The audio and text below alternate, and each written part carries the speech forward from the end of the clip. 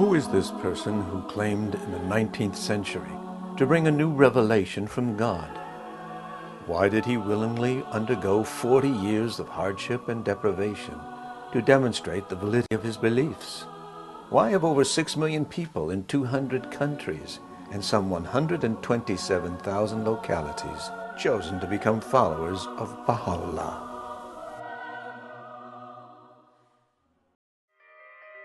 Kia ora, and welcome to Baha'i on Air.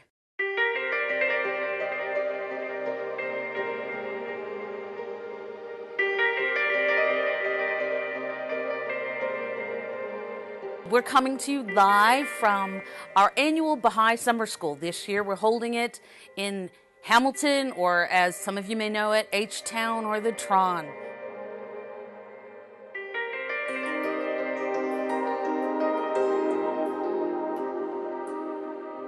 So our two guest speakers that have joined us at this summer school are Alan and Muna Waters, originally from Australia. And so what do you guys do for jobs? What was your trainings and backgrounds in? I am an interpreter, Arabic and English, of course. I worked for 11 years as an interpreter in Perth. My background is I'm a chemical engineer by training, and I was very fortunate in terms of my work that I was able to travel a great deal. So the 12 years that we lived in Perth, I was constantly travelling through Asia, through Korea, through Japan, through China, travelling through Europe, travelling through North America. So it was wonderful to be able to visit these countries, and I'd have a little bit of spare time occasionally and visit the Baha'i communities in these countries, and it was just wonderful to see my brothers and sisters all over the world, a really special time. Then of course we moved to Haifa, and then it was very, very common to have people from all over the world coming to visit the holiest places and to have their pilgrimage in Haifa and to see the whole of humanity being represented in terms of the pilgrims coming on a fortnightly basis. Well, you talk about visiting Baha'is, but one of the biggest rifts in society and in humankind is between the Kiwis and the Aussies. And so I think to have you at our New Zealand Summer School is very important, showing how much Baha'is value unity, that we can invite an Aussie over to New Zealand and he can enjoy us and we can enjoy him. Yes, Absolutely. And we don't talk about the cricket. Well, no, or the rugby. We love, this is our third time that we're visiting New Zealand, and each time we've just been overwhelmed by the love and the fun that we have. And we know that Australia is the West Island of New Zealand. I mean, when we're here we recognise that. But no, we just love New Zealand. They have a lot of fun, a lot of laughter, and we have so many things in common. And I really would love to tell your viewers that they are very blessed to live in such a beautiful country. Yeah. Really breathtakingly beautiful country. Yeah. They're truly blessed, and they're not always scrounging for water. In Australia, for years, almost every part we have water restrictions. Many parts of the world have water problems, water restrictions, and you come here and it's like paradise. So, friends, you're all blessed to live in such a lovely country. Thank you. Especially in terms of the ethnic background. I mean, it's just lovely to come and see from Cook Islands, from Samoa, from Tonga. This is a really distinctive feature of New Zealand. It's a very special possibility that New Zealand have in terms of demonstrating to the rest of the world that peoples from different backgrounds, cultures can live in harmony and create a great community, a great country.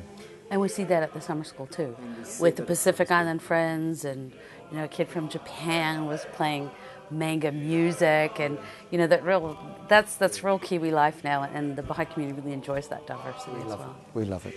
And it gives us a chance to practice these things that we're trying to bring into our lives, because being a Baha'i is not just nobody's perfect. We know what we're aiming for, these principles that are guiding our lives day by day, and when we are together we try to help each other to live the best way we can up to these wonderful principles and teachings. So it's great to be at summer school for that reason. So you were born as a Baha'i?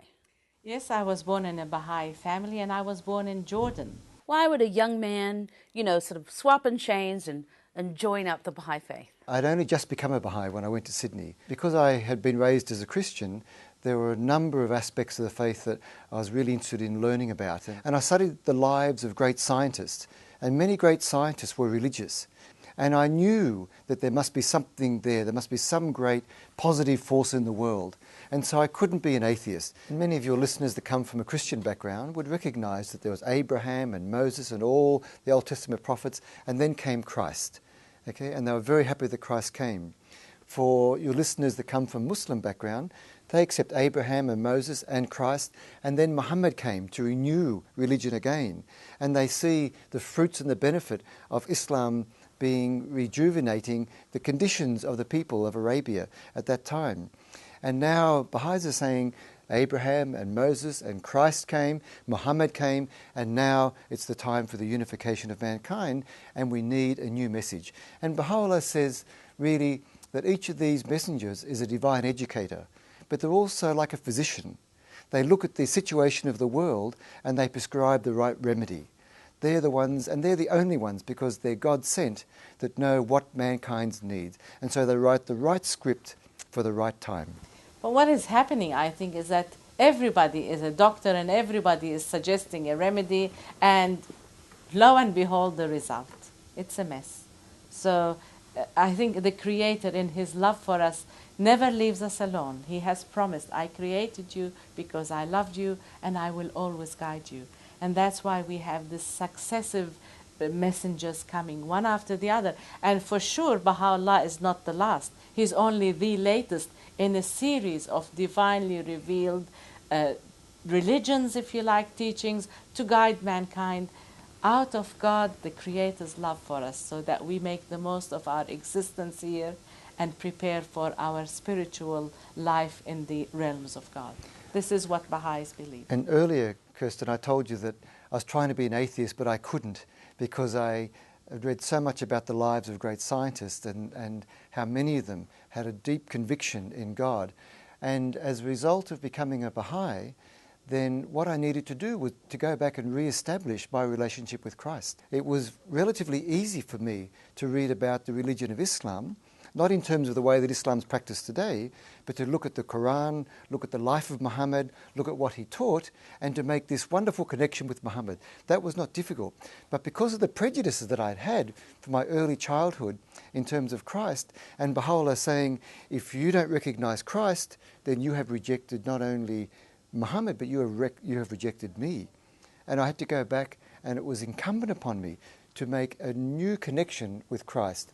And really, I can say honestly, it is only through Baha'u'llah that I could connect and make this wonderful relationship, so that I truly saw the personage of Christ and the great message that he brought, and the wonderful religion of Christianity could only have come by me becoming a Baha'i. Now, I know you think Baha'i Faith is the true religion, but for somebody out there who is intrigued and saying, all right, it does look like religion is kind of messing things up. What do I look for when I want to reconnect and find religion? How do I look through all these physicians? And you know, how does somebody search, and what should they be searching for to really connect with true religion? Nobody can force you to believe anything. But look at the lives of these divine teachers. And Christ also said that by their fruit you'll know them. And so for someone that's thinking, is this religion, is this Baha'i Faith, does this have something to give to the world? I would say ask lots of questions. Ask lots of questions of everyone that you can find, and think about the answers. Look at the answers, because that's where you'll see the fruit in the kinds and the quality of answers. So if you're truly seeking, then go and ask. What do they say about the future of mankind? What do they say about the equality of men and women? What do they say about the role of science? What do they say about the nations of the world? What do they say about governance? The Baha'i Faith and other religions ask lots and lots of questions. As Baha'is, we believe that every soul has the capacity to recognize the new messenger for their time. And also a responsibility. That's right. It's a responsibility of each soul to seek out and find the source of truth. Because through finding truth, they find joy, they find contentment, they find certitude, and they find themselves in a position of being custodian of the forces of light. They're able to be a force of good in the world. Okay? Wow. You too can be a custodian of the force of light. Wow. You got to look into that. How can you resist? No, some of the places that person can engage with the Baha'i writings it would be a devotional meeting or a study circle if you would like to, hear what the prophet, our prophet revealed himself. Yeah. Now, if you've just joined us in this Baha'i on Air episode, we're interviewing two guests from Australia, Alan and Muna Waters, and they've joined us here at our Baha'i Summer School in Hamilton, and they've been giving talks and meeting people and sharing some of the exciting things they've done in their life. Alan was talking about forces of our time, talking about forces of light and darkness, and really blowing everyone's mind. Now, Mona, she was talking about Islam. And this was very exciting, and I'd like you to explain why at a Baha'i summer school would Islam be a topic that we studied every day? It is the faith just before this faith. So it's the last in the series of world religions. And really, it's not a smorgasbord. There is a progression. A lot of the Baha'i teachings make greater sense when viewed in light of the previous dispensation, which happens to be Islam. And also because our brethren, Baha'is in Iran, which is the cradle of our faith, are persecuted by Muslims. And yet we know this is not true Islam. It is what people do in the name of Islam. And therefore, rather than feel animosity towards Islam or Muslims, we feel it incumbent upon us to explain to people from other faiths the validity of Muhammad and Islam in the chain of divinely revealed religions. So as you were saying, that especially in the West, there's a lot of misunderstandings about Islam, and it almost frightens people. It's the new bad guy in the movies, and some of it's caused by actual historical events and fears people have. But so can you explain to people how to try to understand this when it's been painted so poorly? One way is to try and look at what the Prophet Muhammad actually taught. The Quran is a good source, the Holy Quran. We believe that that's actually the authentic word of God. I have to say, Baha'i sources are very good because there is so much in our own scriptures about what Islam truly was. There's a lot of moderate Muslims who would love to share what they believe with people if they're asked. So there's many ways. So long as we come to it with an open heart, without preconceived ideas and prejudice. If we really want to find out, there's ways to find out. As long as we do want to do it, not so that we can criticize or, some preconceived idea we want to consolidate that, but to go with an open heart. So many millions of people in the world can't all have been totally wrong and stupid to have adopted this amazing faith. Now, one thing you talked about in one of your presentations was one of the hadith that said the greatest jihad is the war with yourself, your battle with your self-control. And I think, if people realized and understood what is a jihad, they hear this word in the media, and we can even talk to other Muslims and say, you know what? I know what the biggest jihad is your battle with yourself. The most excellent jihad. Hadith is what the Prophet has said. They relate what the prophets had said, and this is the greatest battle. It's what Alan has been talking about. Our noble nature, our spiritual reality, constantly battling with our lower nature, which I guess makes life very interesting, doesn't it? So we're all in a jihad. And the word jihad in Arabic means to strive very hard. It's a real struggle, because we know the battle with our ego is a very hard struggle. And that is the most praiseworthy jihad. Most praiseworthy jihad. Now, so you grew up in a Muslim country, and have you also spent time educating yourself about Islam? Well, we learnt it in school, which is wonderful. You have neighbors, you hear it in the radio, you hear the beautiful chanting of the Quran. In the early morning, you wake up to the most beautiful sound of the calling of the faithful to prayer, the adhan, which is just so beautiful, reminding us of the greatness of God and that the Creator, and to turn to Him in prayer. It is very beautiful. These stay with you all your life. They're very special. When I go to visit, I look forward to being wakened at dawn to the sound of the mu'adhin, the one who calls the believers to prayer. It's just so beautiful. Son of being,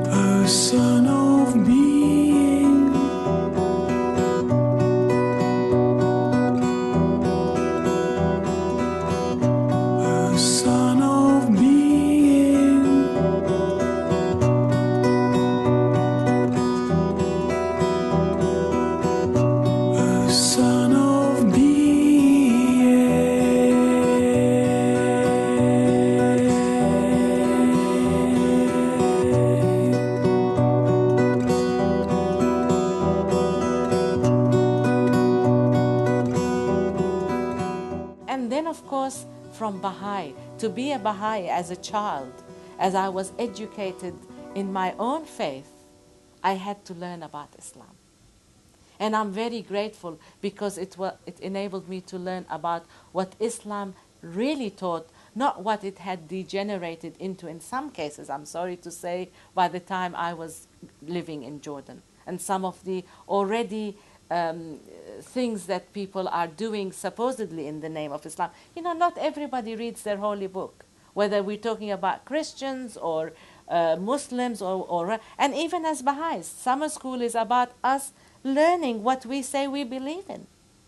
So this is the problem, but I had that bounty of learning in that cultural background as well. And you speak Arabic fluently? I do speak Arabic. Arabic, Persian, English? Yes. Persian is not as good as my Arabic because even though I am from a Persian background originally, I've never been to Iran. My husband has been, which I think is not fair, but never mind. He's been to Iran and I haven't been. But and you speak Bislama? Bislama is what they speak in Vanuatu. Yeah, we'll have Pidgin. Vanuatu people watching. Yeah. Oh, wonderful. Wonderful experience in that country. Yes. Olgeta, nice people. Now, one thing I wanted to ask you, we're talking about Islam, but as you mentioned before, that the Baha'is are actually being persecuted by Muslims. And historically, the whole history of the Baha'i Faith, it was the Muslims that were the most, caused the most pain for the Baha'is. And so, how is that to love and try to understand a religion that actually has been not understanding towards us? Yeah.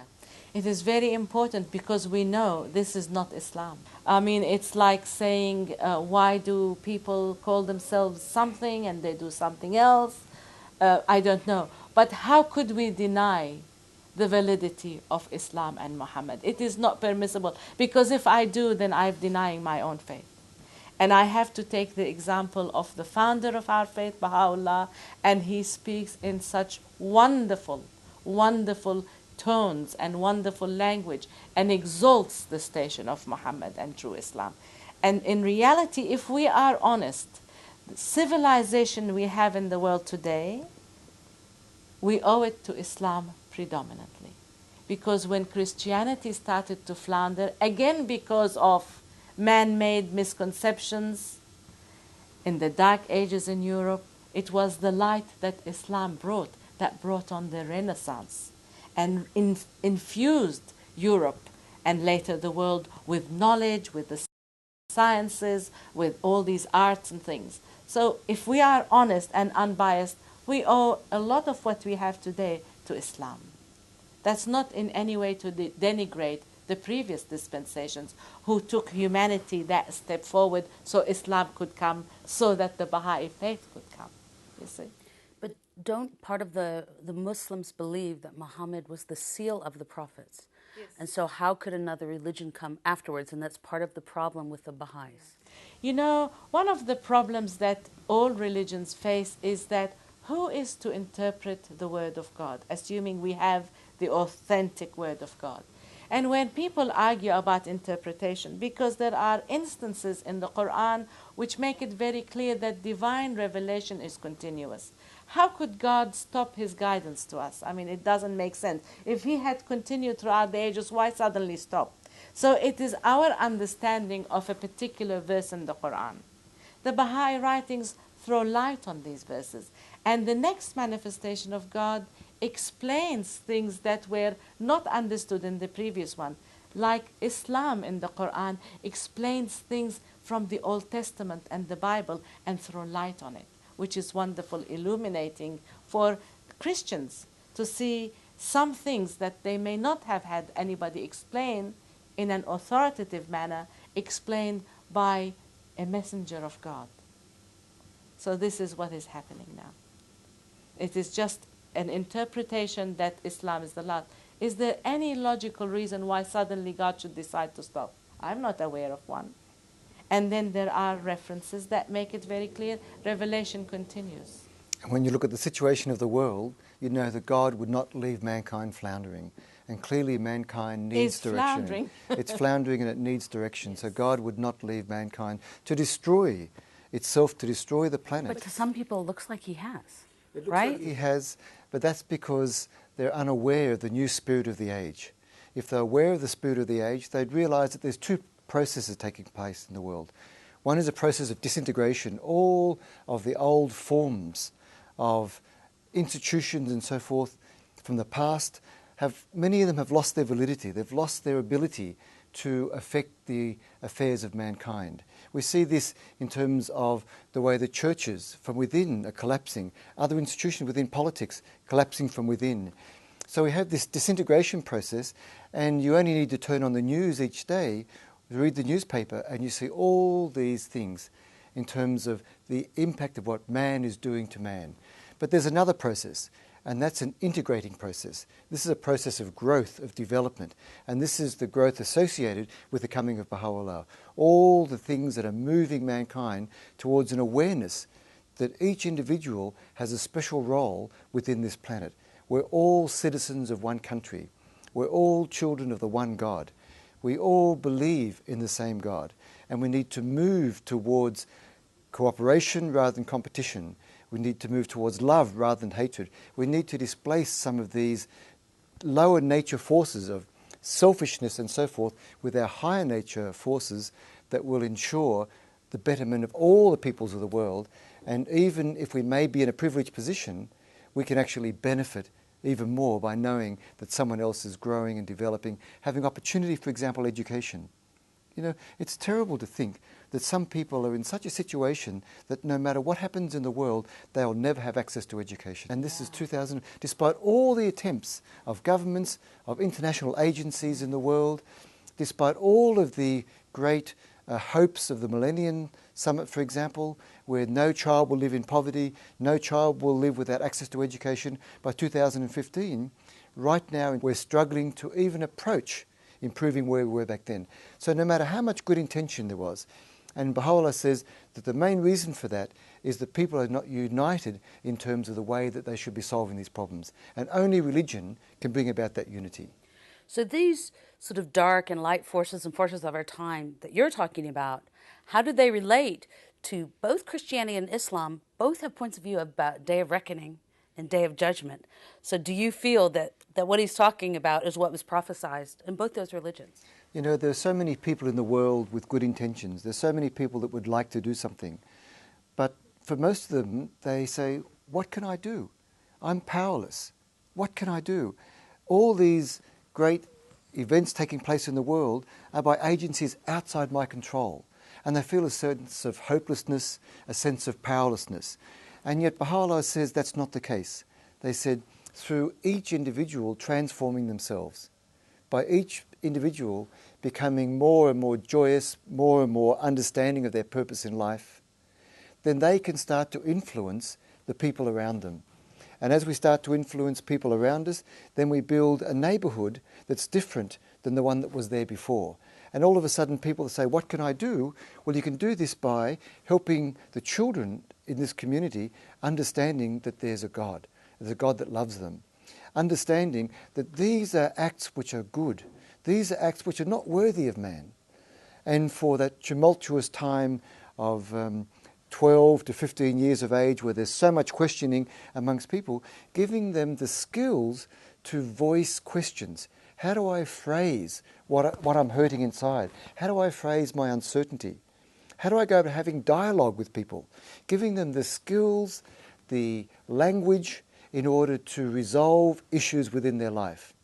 And then again, as they become youth, to really start to think of how can I make my life, what do I study, what can I do that will really be a benefit to mankind? In other words, in all aspects of our life, religion has a role to play. And we realize that true religion gives us a motivating power to be able to bring about a greater sense of peace and tranquility, not only amongst ourselves, but amongst our people we come in contact. I can't affect, it's true, what's happening in many other parts of the world, but I can affect what's happening on my block. I can affect what's happening around the kids in my neighbourhood. And that collectively, we can actually change the way things are. We can make our little world a better place. And then when lots of people are doing this and they join up, all of a sudden, we've got this happening all over the world. Well, thank you two very much. We've been talking to Alan and Muna Waters, originally from Australia, traveled all around. They've been visiting us at our Baha'i summer school. Alan talked about the forces of our time, and Muna talked about Islam. And they've been really enlightening us and exciting us and blowing us away with getting us to consider things about the Day of Judgment and what can I do and why is the world so terrible sometimes and why don't religions get along? Lots of big topics. Kia ora, and thank you for watching Baha'i on Air.